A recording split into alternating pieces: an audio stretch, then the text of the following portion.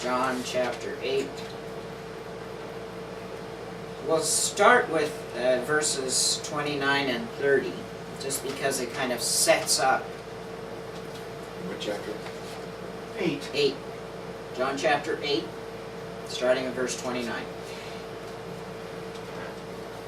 And he who sent me is with me. He has not left me alone, for I always do the things that are pleasing to him. The vine does the things that are pleasing to the vine grower. As he spoke these things, many came to believe in him.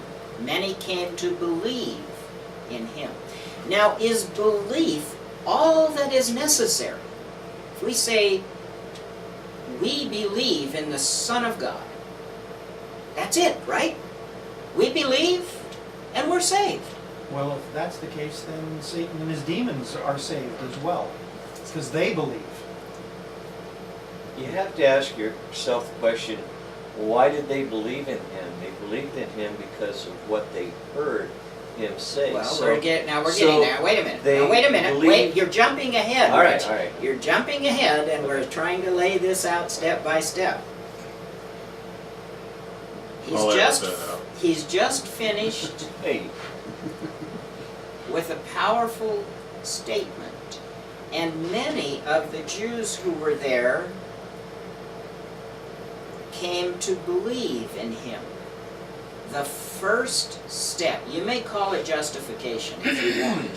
The first step towards righteousness is making a decision to believe Jesus Christ, the Son of God. That's the first step. There you are. That's what justification is. But you can't stay there. Staying there doesn't get you anywhere. And Jesus goes on to make this point. Okay, you say you believe in me. Now, Jesus therefore was saying to those Jews who had believed him. This is verse 31. If you abide in my word, then you are truly disciples of mine, and you shall know the truth, and the truth shall set you free. My Bible uses the word continue instead of abide. That sounds like there's some continuing action, progression, rather than a status quo. What does a student do? Who's a good student? Learns from the master. Abides in the word of the teacher. Right? Mm-hmm. That's how you learn. And when the teacher gives a test, what does the teacher expect in response or return on this test? An understanding of his words. A demonstration of the understanding of the words that teacher has given to the student. That's how you learn. And this is what Jesus is saying here. If you immerse yourself in my word, then you are disciples of mine. What is another term for a disciple? Follower, student. A student. Philosophers have disciples. And these disciples do what? They learn from their teacher. Mm-hmm. This is what Jesus is using a context here which is very easy to understand. When he says to Pilate that he came, for this reason I was born and came into the world, to testify to the truth. And all those who are of the truth hear my voice. What does Pilate say? What is truth? What is truth? It's just another philosophy. It's like you say that there is one teaching which is the truth, but yet you look out there and you talk to any number of teachers and they have any number of ideas about what the truth is. So there really isn't something that is specific that you can attest to that is the truth, but it is more what works for you. My truth and your truth. And you will know that, and you shall know the truth, and the truth shall make you free. Well, free from what? Sin.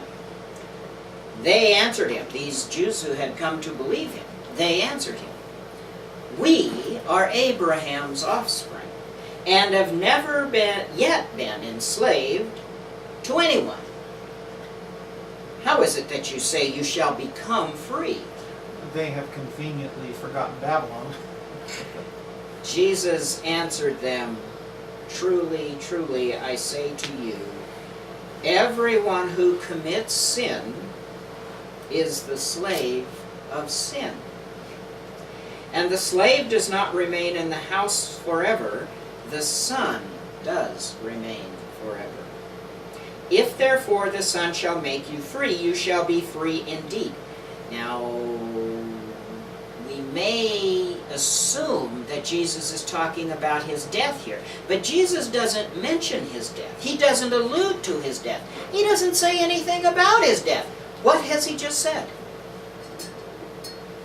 If you abide in my word, you are truly disciples of mine, and you will know the truth, and the truth will set you free. So, if the Son sets you free, he does so by the word of truth. Not by his blood. Not by his death. Not by his life, but by his word. And anyone who teaches anything else is teaching something different than what Jesus Christ is teaching here. And playing the devil's advocate, you are being awfully literal in this, aren't you? But isn't that exactly what Jesus said? See, that's what we have to understand. Why were Adam and Eve kicked out of the Garden of Paradise? Disobedience. Disobedience demonstrating unrighteousness.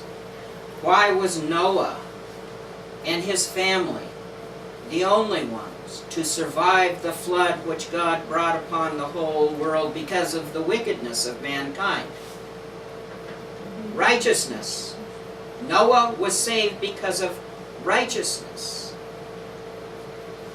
I could go on and on with, why was Caleb and Joshua the only ones from that group that witnessed the plagues on Egypt, that came out of Egypt and witnessed the miraculous power of the living God in the wilderness, who learned from him, who received his covenant, who said, I do?